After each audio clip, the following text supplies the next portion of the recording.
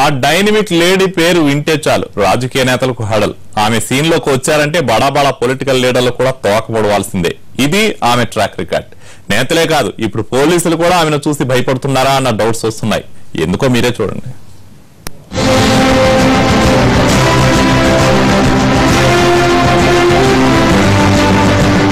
రాజ్యసభ సభ్యురాలు ఏఐసీసీ నాయకురాలు రేణుకా చౌదరి అంటే ఎవరికైనా దడే. ఢిల్లీలో తన పలుకుబడితో 2 దశాబ్దాలుగా ఖమ్మం జిల్లాలో ఆమె హల్చల్ అంతా ఇంత కాదు. జిల్లాల్లో బడా నేతలే ఆమె డామినేషన్ కు తలంచక తప్పలేదు. అంత నోరున్న నాయకురాలు కూడా ప్రత్యేక తెలంగాణ ఉద్యమ సమయంలో కాస్త ఇబ్బంది పడ్డారు. ప్రత్యేక తెలంగాణకు మద్దతు పలకపోవడంతో జనంలో కాస్త పలుచబడ్డారు.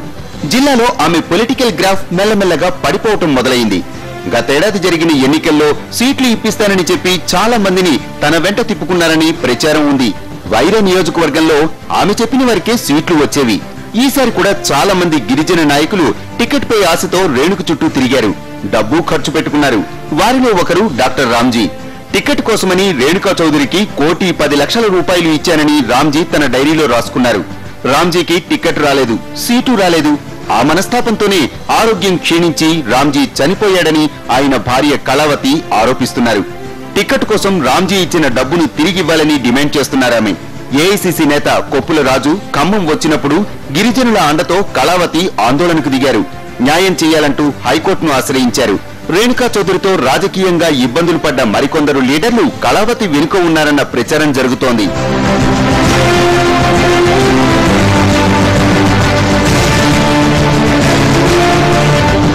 ఈ వ్యవహారంలో హైకోర్టు జోక్యం చేసుకుంది. రేణుకా చౌదరిపై కేసు నమోదు చేయాలని ఈ నెల 14న హైకోర్టు ఆదేశాలిచ్చింది. ఈ నెల 16న రేణుకా చౌదరిపై 420, 506 SC/ST అట్రాసిటీ కేసులు నమోదు చేశారు పోలీసులు. ఇంతవరకు బాగానే ఉంది. అసలు రేణుకపై కేసు పెట్టిన విషయాన్ని బయటపెట్టలేదు పోలీసులు. సాధారణంగా స్టేషన్లో ఏ కేసు నమోదైనా మీడియాకు సమాచారం ఇస్తుంటారు పోలీసులు. కానీ రేణుకపై కేసు విషయాన్ని పోలీసులు బయటకు పొక్కనివ్వలేదు.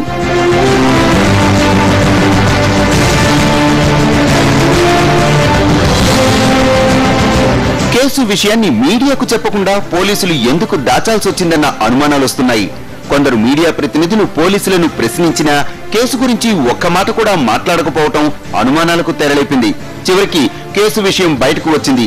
రేణుకా చౌదరికి భయపడే పోలీసులు కేసు గురించి ఎలాంటి సమాచారము ఇవ్వలేదన్న ప్రచారం జిల్లాలో జరుగుతోంది. ఇప్పటికీ ఈ కేసు గురించి ఎలాంటి ప్రకటన చేయటం లేదు పోలీసులు. హైకోర్టు ఆదేశాల మేరకు విచారణ జరుగుతోందని మాత్రం చెబుతున్నారంతే. పవర్లో ఉన్నా లేకపోయినా రేణుకా చౌదరి అంటే అందరికీ హడలేనని ఈ ఎపిసోడ్ చూస్తున్న వారు చెవులు కొరుక్కుంటున్నారు.